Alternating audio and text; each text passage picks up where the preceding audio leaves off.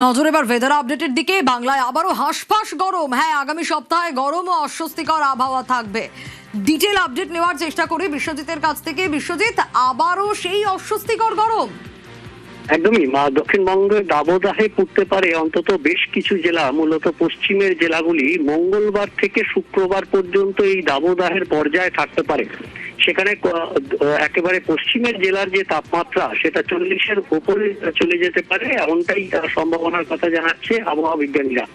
এই মুহূর্তে বা আজ এবং আগামীকাল গরম বাড়বে এবং এই রবি ও সোমবারের যে গরম বাড়বে সেটা মঙ্গলবার থেকে চরম পর্যায়ে পৌঁছবে। অন্তত মঙ্গল ও বুধ এই দুদিন পশ্চিম মেদিনীপুর, ঝাড়গ্রাম, বাঁকুড়া, পুরুলিয়া এই 4 জেলায় দাবদাহের অস্বস্তির কথা সতর্কতা হিসেবে জারি করেছে আলিপুর আবহাওয়া দপ্তর।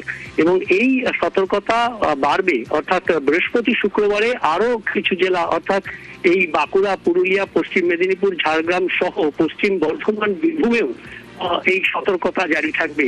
তবে কলকাতাও গরম ও অস্বস্তি চরমে উঠবে, অর্থাৎ আজ তাপমাত্রা বাড়ছে। আমরা দর্শকদের জানাচ্ছিলাম, কিন্তু উত্তরে কিরকম পরিস্থিতি থাকবে?